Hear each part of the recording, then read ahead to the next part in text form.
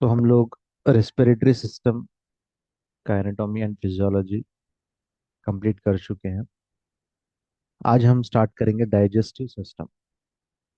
तो digestive system में क्या क्या पढ़ने वाले हम लोग? टाइप्स ऑफ डाइजेशन और and products of digestion. Oral cavity. Oral cavity में आपको ओरल पूरा मुंह में क्या है, टीथ है, टंग है और सैलिवरी ग्लैंड्स। फिर फेरिंग्स का एरिया, फिर इसोफेगस, खाने की नाली। फिर खाने की नाली के लेयर्स कितने हैं, पूरा आपका एसोफेगस से लेकर एनस तक पूरा एक ही पाइप है। ठीक है, पूरा एक ही पाइप, लेकिन एरिया वाइज अलग अलग फंक्शन है और अलग अलग स्ट्रक्चर है। लेकिन कंटिन्यूएशन ट्यूब है, जिसको हम एलिमेंट्री ट्यूब कहते हैं या एलिमेंट्री कैनाल कहते हैं। उसके 4 लेयर्स के बारे में पढ़ेंगे। नेक्स्ट, स्टमक का फंक्शन, स्मॉल इंटेस्टाइन का फंक्शन, लिवर का फंक्शन, गाल ब्लैडर का फंक्शन, पैंक्रियास का फंक्शन पढ़ेंगे। और डाइजेशन कैसा होता है, अब्जॉर्प्शन कैसा होता है, इसके बारे में पढ़ेंगे। और लार्ज इंटेस्टाइन के बारे में, कैसा स्टूल बन के बॉडी से एलिमिनेट होता है, इसके बारे में पढ़ेंगे। और फंक्शंस ऑफ लिवर के बारे में थोड़ा और एक्स्ट्रा यहाँ पे इंफॉर्मेशन दिया जा रहा है। तो बहुत ही इम्पोर्टेंट टॉपिक्स इसमें है डाइजेस्टिव सिस्टम में, क्योंकि हमारे बॉडी में सबसे बड़ा अगर कोई सिस्टम है वो है डाइजेस्टिव सिस्टम।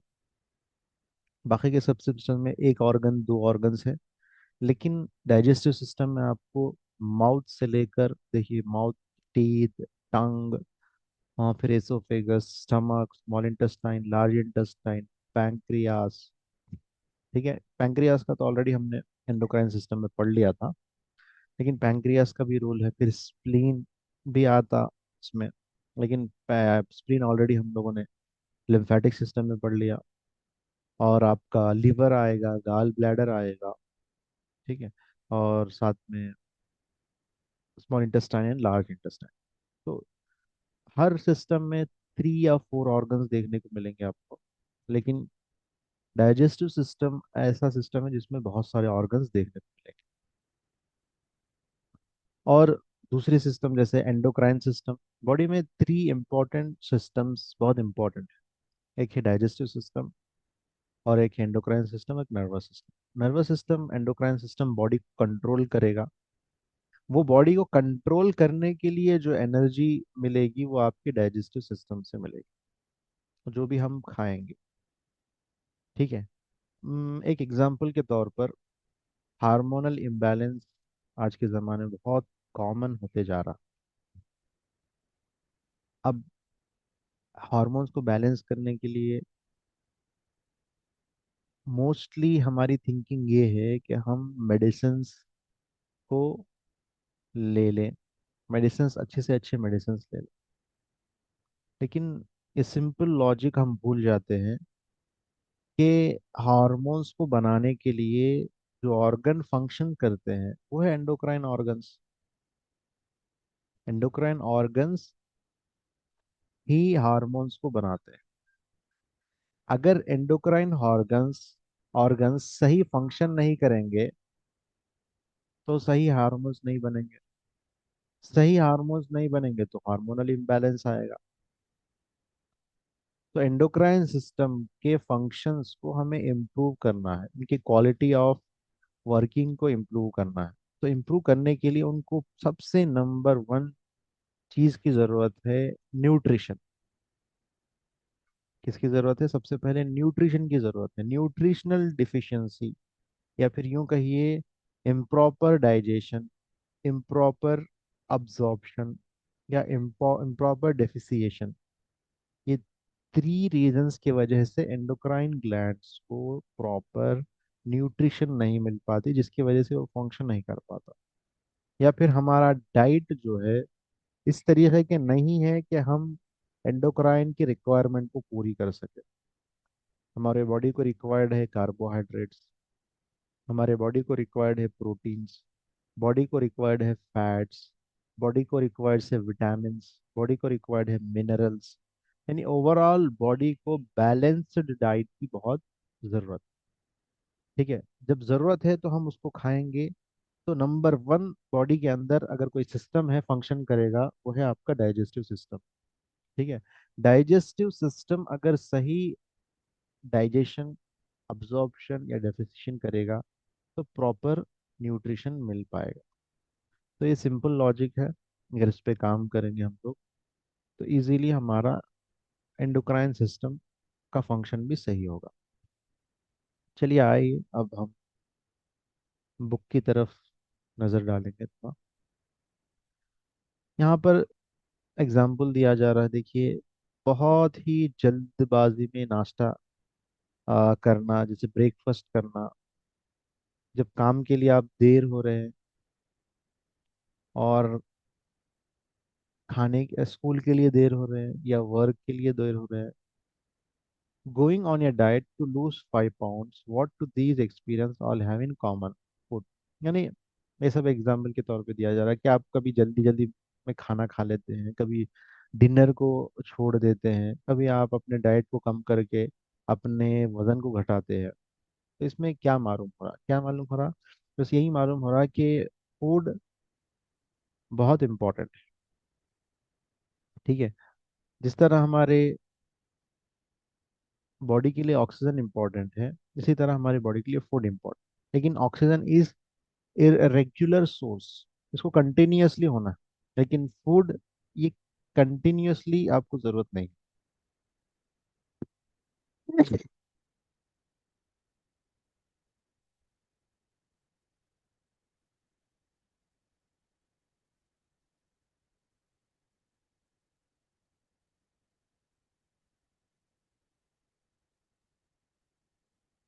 फूड आपको,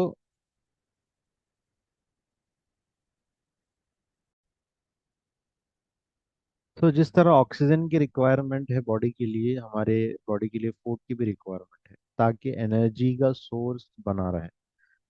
ऑक्सीजन जो है आपको कंटिन्यूअसली रिक्वायर्ड अमाउंट में डेली, डेली बल्कि मिनट टू मिनट हमारे लिए ज़रूरी है। लेकिन फूड आप अगर कुछ अमाउंट में अगर ले लेते हैं, तो वो बॉडी के लिए रिक्वायर अमाउंट में, तो वो उसकी ज़रूरत पूरा हो जाएगी। अगर हम एक्स्ट्रा भी लेते हैं तो बॉडी उसको स्टोर करेगी, जब ज़रूरत है उसको यूटिलाइज करेगी। तो हम जो भी खाना खाते हैं, डाइजेस्टिव सिस्टम क्या करता है पहले, हम जैसा कि एग्जांपल के तौर पर यहाँ पे दिया जा रहा है, सैंडविच किसने खाई? किसी ने खाई। अब सैंडविच के अंदर अलग अलग टाइप के उसके अंदर न्यूट्रिएंट्स है, प्रोटीन है, फैट है, कार्बोहाइड्रेट्स है, एक्सेट्रा एक्सेट्रा। तो अब डाइजेस्टिव सिस्टम क्या करेगी, सबको अलग अलग डिवाइड करेगी सब, और जिससे जो काम लेना है उससे वो काम ले। और प्रोटीन का काम क्या है? बॉडी बिल्डिंग बनाना है, यानी मसल ग्रोथ करवाना है। फैट्स का काम क्या है? फैट्स आपको क्वेश्चन का काम करेगा, हार्मोन्स बनाने में मदद करेगा, स्टेरॉयड हार्मोन्स बनाने में मदद करेगा, etcetera etcetera. Carbohydrates energy generate करने में मदद करेगा। तो डाइजेस्टिव सिस्टम का काम क्या है? Simply to divide all those thing. ठीक है, तो आइए पढ़ते हैं। Digestion, digestive system, division of digestive system. अब कुछ ऑर्गन्स डायरेक्टली इन्वॉल्व है डाइजेस्टिव सिस्टम, कुछ डायरेक्ट इन्वॉल्वमेंट नहीं है, हेल्प करते हैं वो लोग।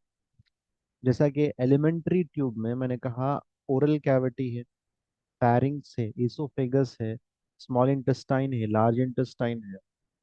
यहाँ पर डाइजेशन और अब्जॉर्प्शन होगा। ठीक है, डाइजेशन ये डायरेक्ट इन्वॉल्व कर रहे हैं डाइजेस्टिव सिस्टम। ठीक है, लेकिन कुछ एक्सेसरी ऑर्गन्स है, जैसा कि आपका टीथ है, ये डाइजेशन के लिए मदद कर रहा। टंग है, फूड को मॉडलिंग करने के लिए मदद कर रहा।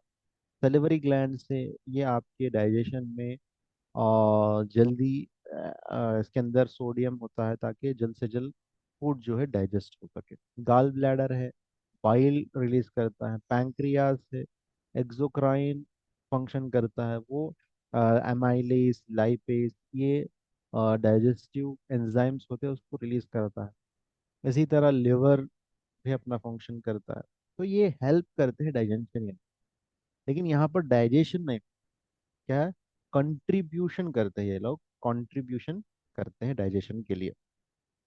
अब हमारे बॉडी में टू टाइप्स के डाइजेशन बोल सकते हैं, कि मैकेनिकल डाइजेशन और एक केमिकल डाइजेशन।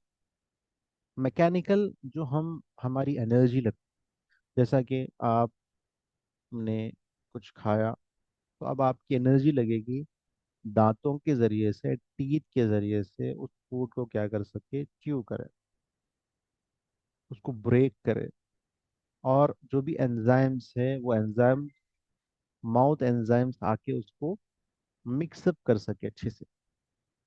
ये होने के बाद केमिकल डाइजेशन होता है, वो स्टमक के अंदर होगा, आपका स्मॉल इंटेस्टाइन के अंदर होगा। ठीक है, तो ये देखने को मिलेगा। डाइजेशन का एंड प्रोडक्ट क्या है? एंड प्रोडक्ट मैंने बताया कि फूड के अंदर जो मटेरियल है उसको लेना, ये असल डाइजेशन का एम है। ठीक है, डाइजेशन आप देखिए, जो भी खाते हैं कार्बोहाइड्रेट्स है, प्रोटीन्स है, फैट्स है।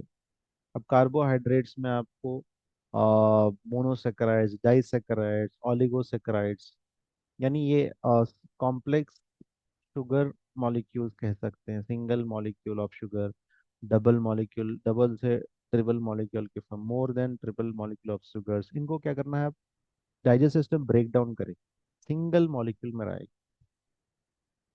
इसी तरह फैट्स को, इसी तरह मिनरल्स को, विटामिन को, वगैरह वगैरह।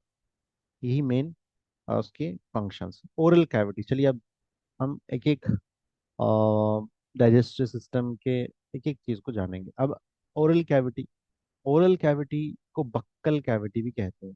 इसीलिए आपने सुना होगा बक्कल कार्सिनोमा, यानी माउथ कैंसर। बक्कल माने ये पूरा एरिया को बक्कल कहेंगे, ओरल माने भी ओरल कैविटी कहेंगे। ठीक है, ओरल कैविटी को क्या है, देखिए, hard and soft palate. Hard, ऊपर हार्ड पैलेट, नीचे सॉफ्ट पैलेट। इधर साइड में आपके चीक्स है।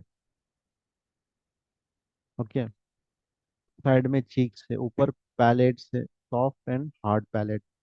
और यहाँ पे आपको दांत दिखेंगे, और टंग दिखेगा, और साइड में आपके सलेवरी डक्ट्स होंगे, सलेवरी ग्लैंड।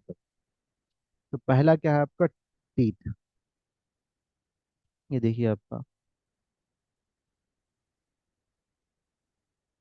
ये टीथ है, टंग है, ग्लैंड्स है, पैराटाइड ग्लैंड, ये तो सबलिंगुअल ग्लैंड, सब मैंडिबुलर ग्लैंड। तो ये इसमें से डक्ट, यही आपको सलेवा रिलीज करते हैं।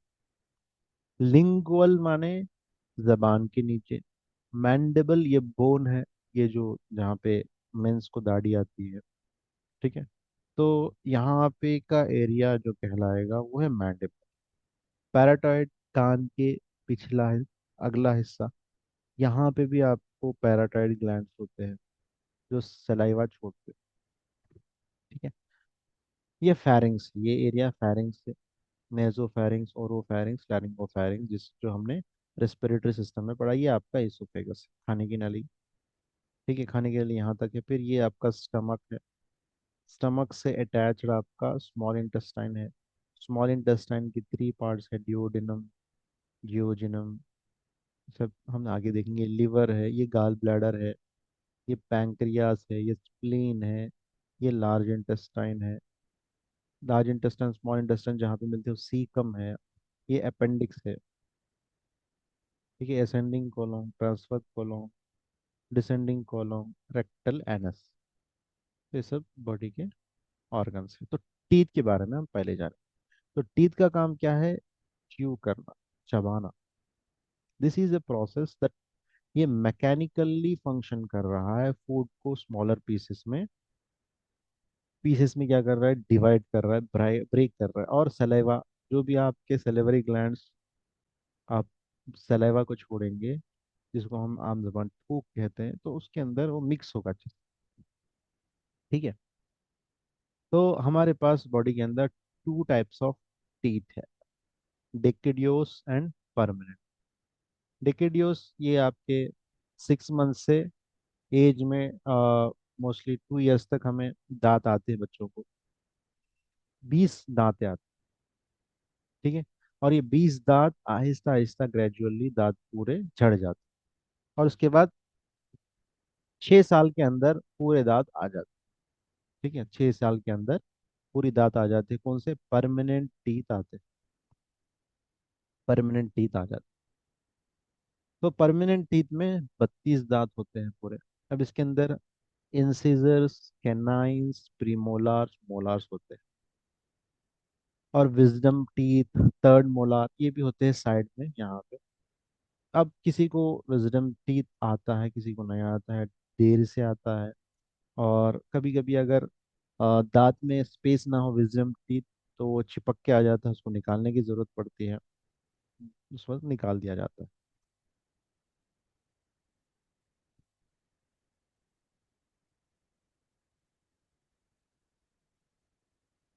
तो ये देख सकते हैं आप।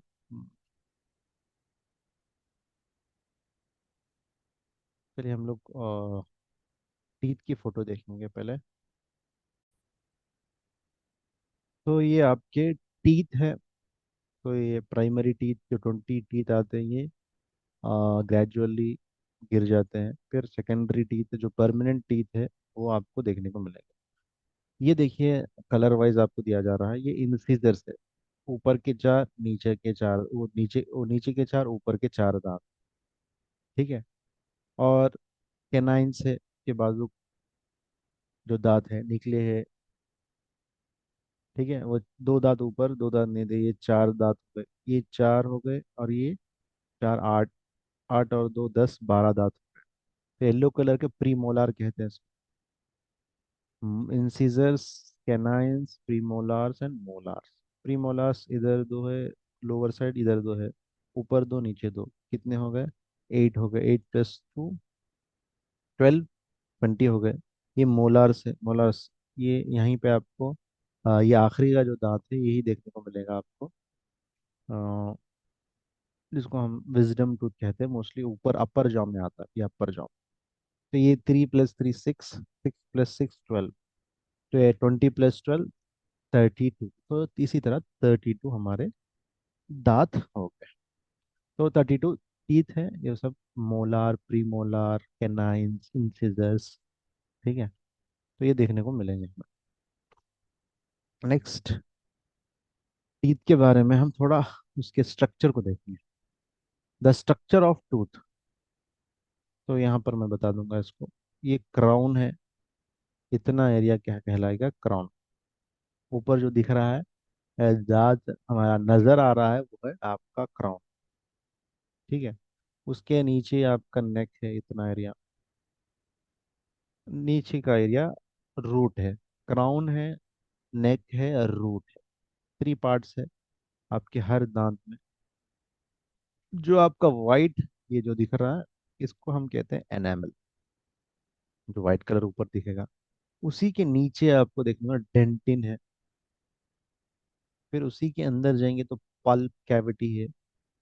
ठीक है। जो साइडों में गम्स है, जिसको गिनगिवा कहते हैं, गम्स। और ये नीचे जो जिसके ऊपर आपका दांत है, सीमेंटम कहते हैं। तो जैसा कि सीमेंट भरा जाता है जो कहते हैं, वो इसी चीज को फिलअप करते हैं ताकि दांत मजबूत रह सके, इसके अंदर दांत निकल ना सके। ठीक है। नेक्स्ट है ये एरिया पेरिडोंटल मेम्ब्रेन। ये मेम्ब्रेन है ताकि इसको इसको चिपका के रह सके। अब इसके अंदर जो है नर्व्स, ब्लड वेजल्स, देखिए कैसा, तो हर दांत को कैसा उसको सप्लाई हो रहा है। ठीक है। तो ये सप्लाई की वजह से आपका दांत जो है एकदम हमेशा तरोताज़ा रहे।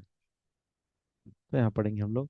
तो विजिबल जो दिख रहा है आपको, वो क्राउन है, जो गम से चिपका हुआ। The root is enclose in a socket of mandible और मैक्सिला। अच्छा, ये जो रूट पूरा है, नर्व का रूट, ये आपका दाढ़ पूरा, ये जो हड्डी है, मैंडिबल हड्डी है, इससे लगा हुआ है। ऊपर मैक्सिला है। ठीक है। maxilla or mandibles. The root is included. ठीक है। The periodontal membrane lines the socket and produce a bone-like cement that anchors the tooth. तो ये इसको पकड़ा हुआ है, मेम्ब्रेन जो है सीमेंट को पकड़ा हुआ, which is made by called ameloblast. Enamel provides a hard chewing surface and is more resistant to decay than our other parts of the tooth. तो enamel जो है ये चबाने के लिए आपको बहुत हेल्पफुल करता है. Within the enamel is dentin, which is very similar to bone and is produced by cells called odontoblast. तो ये डेंटिन है. डेंटिन ये हड्डी की तरह है. ठीक है. और उसके अंदर पल्प कैविटी है, which contains blood vessel and nerve ending of trigeminal nerve. हमने पढ़ा था 12 क्रेनियल नर्व्स. तो दांतों को जो सप्लाई करता है वो है 12 fifth cranial nerve, trigeminal nerve. Trigeminal nerve ऐसे निकलता है, मैंने बताया था, आंखों की तरफ. यहाँ पे आता है ऊपर, ऊपर के मैक्सिला, नीचे मैंडिबल. इसीलिए जब किसी को ट्राइजेमिनल न्यूरोलजिया होगा, उसको दांतों में भी दर्द, दांतों में चबाने के लिए दिक्कत. ठीक है. और कभी कभी एनामल में, डेंटिल में आपको बैक्टीरियल इन्फेक्शन हो सकता है और दांतों में दर्द हो सकता है.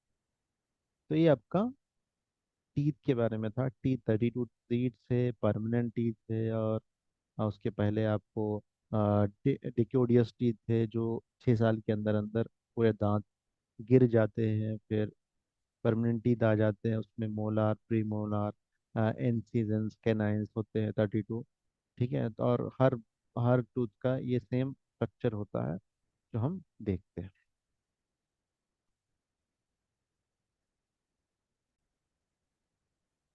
टंग के बारे में पढ़ेंगे. तो इसमें याद रखने वाली चीज़ें क्या है? टूथ कितने हैं, नंबर वन. नंबर टू, उसके पार्ट्स कितने हैं. ठीक है. और कौन सा नर्व सप्लाई हो रहा है. अब टंग के बारे में. Tongue is skeletal muscle.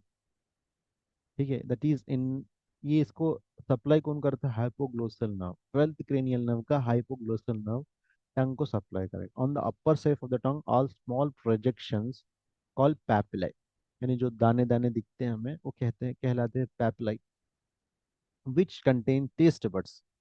तो इसी के अंदर क्या है? Taste buds. The sensory nerves for taste are called cranial nerve, facial nerve.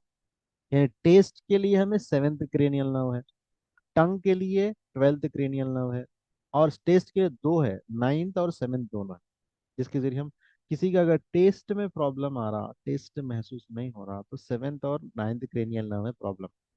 या टंग मॉड्यूलेशन नहीं हो रहा, टंग मूवमेंट नहीं हो रहा, सलाइवा जा रहा बहुत ज़्यादा, तो समझना वहाँ पे 12th क्रेनियल नर्व में प्रॉब्लम है. तो इस तरह हम डिस्टिंग्विश करते हैं दोनों में. As you know, the sense of the taste is important because it makes eating enjoyable, but the tongue has other function as well. चबाना, चबाते वक्त टंग क्या करता है? फूड को मॉड्यूल करता है, इधर से उधर, उधर से इधर मिक्स करता, मिक्सिंग का काम करता है. जैसे हम कुछ बर्तन के जरिए से अच्छा सा मिक्स करते हैं, ग्राइंड कराते हैं, इसी तरह. ठीक है. दांतों में और सलाइवा को दोनों मिक्स करने का काम टंग कराता है. ठीक है. तो और उसके साथ साथ टंग क्या कराता है? स्वेलोइंग का काम भी कराता है. जो अच्छा मिक्स हो गया फूड, उसको आप क्या कर सकते हैं? स्वेलो कर सकते हैं. तो टंग ये बहुत इम्पोर्टेंट है. जब आप फूड को अच्छा ग्राइंड करके, जब अच्छा उसको मिक्स कर लेते हैं सलाइवा के साथ, और अच्छा उसके लोएस्ट पार्टिकल हो जाते हैं, उसको हम बोलस कहते हैं. उसको फैरिंग्स में हम पुश करके, उसके जरिए से हम एसोफेगस में चले जाते हैं. तो ये काम आपका टंग का है. अब टंग की फोटो देख सकते हैं यहाँ पे, कहीं पे है नहीं? हाँ. तो मैं आपको बता देता हूँ टंग की, टंग का एनाटॉमी.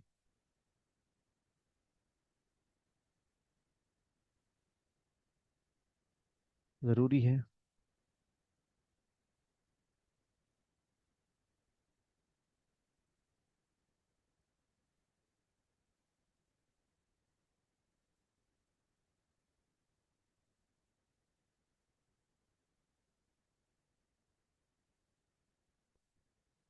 तो देख सकते हैं यहाँ, आप देखिए, ओरल टंग, ये लेटरल बॉर्डर है, टिप ऑफ द टंग है. तो ऐसे ही पैपिले होते हैं.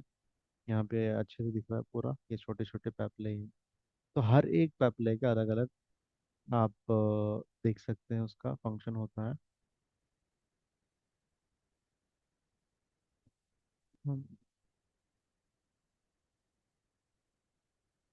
टेस्ट बड्स भी अलग अलग होते हैं।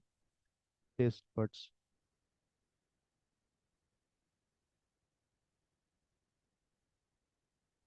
देखिए, लोकेशन ऑफ टेस्ट बड्स यहाँ पे आप देख सकते हैं। तो मोस्टली हम फ्रंट स्वीट और सोर बिटर, ठीक है, ऐसा आप सोर टेस्ट कर सकते हैं।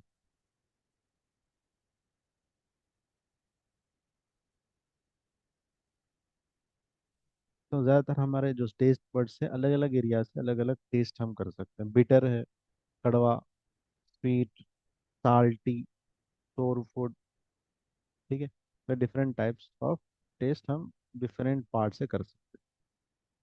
तो ये था आपका टेस्ट बड के बारे में। नेक्स्ट है सेलेवरी ग्लैंड्स। सेलेवरी ग्लैंड्स में हमारे three types of salivary glands, एक है सेलेवरी ग्लैंड्स में पैराटाइड ग्लैंड्स, मैंडिब सब मैंडिबुलर ग्लैंड्स और सब लिंगुअल ग्लैंड। पैराटाइड ग्लैंड्स मैंने बताया था बिहाइंड ऑफ द आई है, सब मैंडिबल नीचे है, मैंडिबल के नीचे, सब लिंगुअल जबान के नीचे है, ठीक है। और उसके अंदर एक डक्ट होता है, एक रास्ता होता है जिसके जरिए से सलेवाई बाहर निकल पाता है। देखिए ये है आपका पैराटाइड ग्लैंड, ये है सब मैंडिबुलर ग्लैंड, सब लिंगुअल है सबका। यहाँ पे देखिए ये है आपका डक्ट, यहाँ पे रिलीज होगा, इसका भी डक्ट यहाँ पे रिलीज होगा, इसका डक्ट देखिए यहाँ पे रिलीज होगा, नीचे देखिए डक्ट से। तो पूरों का सलेवा यहाँ पे रिलीज होगा ताकि फूड अच्छा डाइजेस्ट हो सके। Secretion of saliva is continuous, और कंटिन्यूअस रिलीज होते रहता है, यानी अभी भी मुंह में सलाइवा है हमारे, ठीक है, लेकिन खाना खाते वक्त कुछ ज्यादा ही रिलीज होगा, ठीक है। ये क्यों हो रहा है? पैरासिम्पैथेटिक रेस्पॉन्स है, किसके जरिए से? फेशियल सेवेंथ और नाइन्थ क्रेनियल नर्व जो है हमारा, उसके जरिए से हेल्पफुल होता है, ठीक है। The site of smell of food also increases secretion of saliva, यानी जब हम स्मेल, अच्छी खुशबू देखते हैं या खाने को सामने देखते हैं, कुछ टेस्टी फूड आ जाता है, तो तब भी सलेवा निकल जाता है। क्यों निकलता है? क्योंकि सेंसरी नर्व्स ब्रेन में जाते हैं और ब्रेन से सिग्नल आता है सलेवा को, सलेवा अपना डक्ट ओपन करता है और सलेवा बाहर आ जाता है, making the mouth dry and swallow. तो ये क्यों? जब ज़रूरत है, जब हमारा स्ट्रेसफुल कंडीशन होते हैं, बहुत ज़्यादा गुस्से में या कुछ और कंडीशन होता है, तो सलेवा कम हो जाता है और हमें पानी की प्यास लगती है, मुंह ड्राइनेस बहुत होता है। क्यों होता है? क्योंकि सिंपैथेटिक रिएक्शन, ठीक है, आपको कहीं दूसरी जगह एनर्जी यूटिलाइज कर रहे हैं, इस वजह से यहाँ पे एनर्जी कम मिल रही है, इस वजह से क्या है, ब्रेन क्या करेगा, अपोजिट रिएक्शन कराएगा। तो सलेवा, इसके जिस वक्त आपको स्पेलिंग डिफिकल्टी होती है, सलेवा के अंदर क्या होता है, वाटर होता है, ताकि टेस्ट के लिए बहुत इम्पोर्टेंट है, और अंदर आपको स्वेलो करने के लिए और नमी रहना बहुत ज़्यादा ज़रूरी है। और डाइजेस्टिव एंजाइम होता है सलाइवा के अंदर, वो है एमाइलेज। एमाइलेज क्या करता है, ये जो भी हम कार्बोहाइड्रेट फूड लेते हैं उसको ब्रेक डाउन करने में मदद करता है, ठीक है।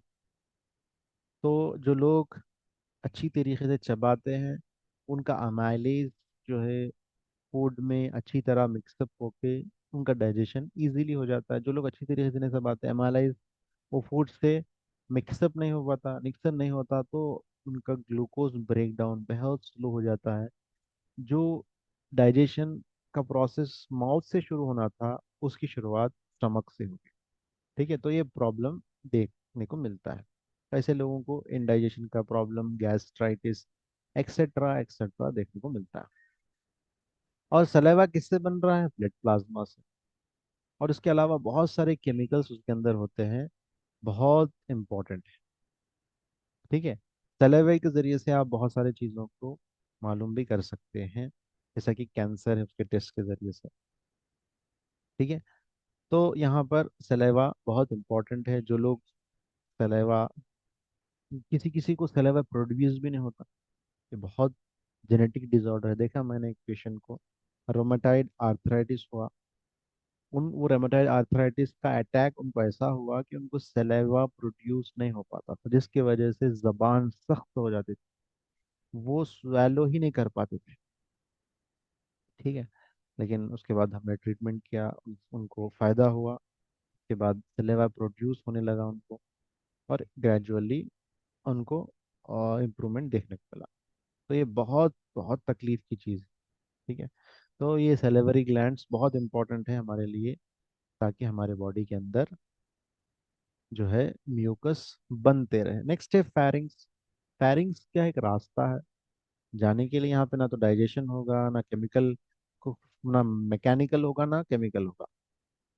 ठीक है। लेकिन यहाँ टंग के एंड से ये फूड अंदर जाएगा, ताकि आपको यहाँ पे प्रेशर डालना पड़े। जब भी आप खाएंगे, पानी पिएंगे, तो अब यहाँ पे आपको प्रेशर डालना पड़ेगा। ठीक है। ये क्या कर रहा है, टंग पुश कर रहा है बैकवर्ड, ताकि स्वैलो हो सके खाना। तो इसको कहते हैं स्वैलोइंग रिफ्लेक्स। अब ये स्वैलोइंग रिफ्लेक्स कहाँ पे, मेडुला में है। तो जिस किसी को स्वेलोइंग का प्रॉब्लम आ जाए, या तो फेरिंग्स में होगा, या तो फिर मेडुला में होगा। ठीक है। मेडुला में प्रॉब्लम हो सकता है, स्वेलोइंग डिफिकल्टी हो सकती है, या फिर किसी को फेरिंग्स छोटा हो जाता है, सिकुड़ जाता है, कंस्ट्रिक्ट हो जाता है। ठीक है। ये सब देखने को तो ये बहुत इंपॉर्टेंट है, ताकि स्वेलोइंग रिफ्लेक्स बने रहे, इसलिए वहाँ पे फेरिंग्स को रखा गया। अगर कभी कभी खाना आपका इसोफिगस में जाना था, लेकिन वो चले गया विंड पाइप में, तो भी swallowing रिफ्लेक्स यानी कफ रिफ्लेक्स काम करेगा, ताकि वो फूड पार्टिकल्स जो है बाहर निकल पाए। ठीक है।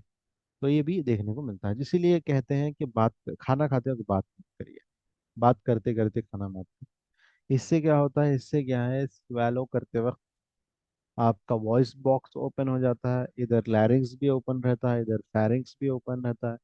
तो कभी कभी कुछ पार्टिकल्स आपको फेरिंग्स से लैरिंग्स में तो जाके लैरिंग्स से ट्रीकिया में जाने के चांसेस, जिसकी वजह से आपको ठसका लगता है, जो हम कहते हैं ना, खाना खाते ठसका लगता है। तो क्यों हुआ, क्योंकि कुछ पार्टिकल्स लैरिंग्स से फूड पाइप वेंट पाइप में जाने की वजह से। ठीक है। तो इसको बहुत एहतियात से रखना। नेक्स्ट है ईसोफेगस। ईसोफेगस ये मस्कुलर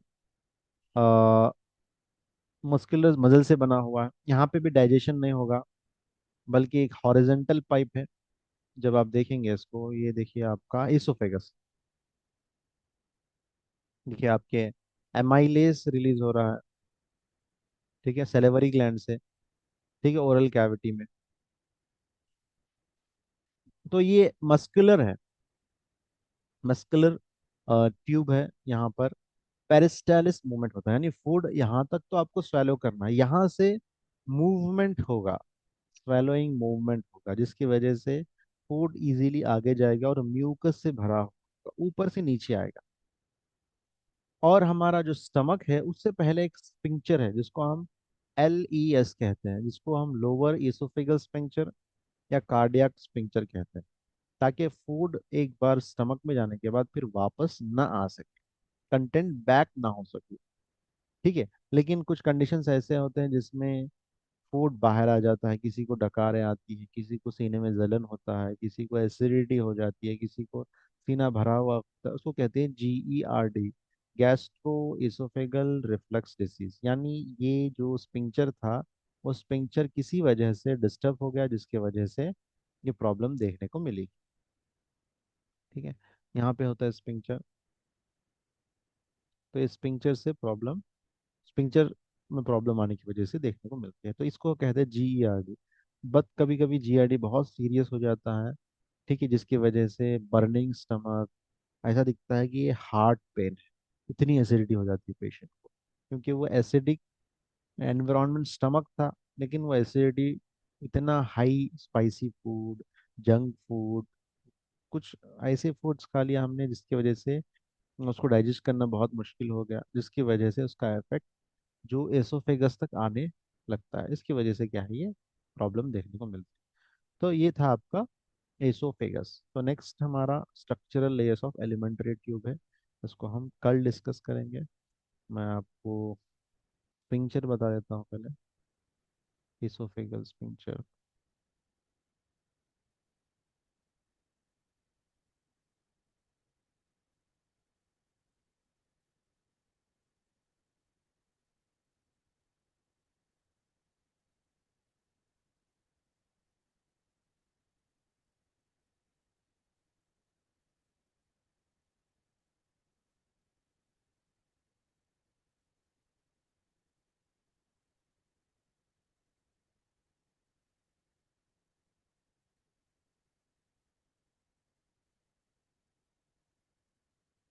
ये देखिए, फूड फायरिंग से swallow हो गया, ये अपर इसोफेगल स्पिंक्चर है यहाँ पे, ताकि फूड यहाँ से वापस ना आए। ये लोअर इसोफेगल स्पिंक्चर है, यहाँ पे भी स्पिंक्चर है आपको। ये लोअर इसोफेगल स्पिंक्चर, ये स्टमक और इसोफेगस के बीच में ये डायफ्राग्राम है, स्टमक है।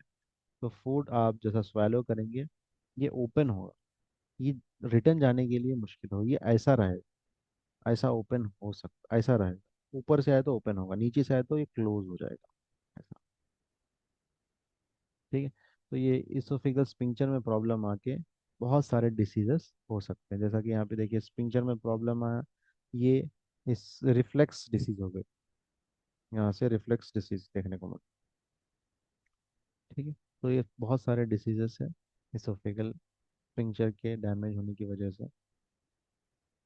ओके, यहीं तक रखते हैं, आगे हम लेयर्स के बारे में कल डिस्कस करेंगे। कुछ डाउट है तो आप पूछ सकते हैं।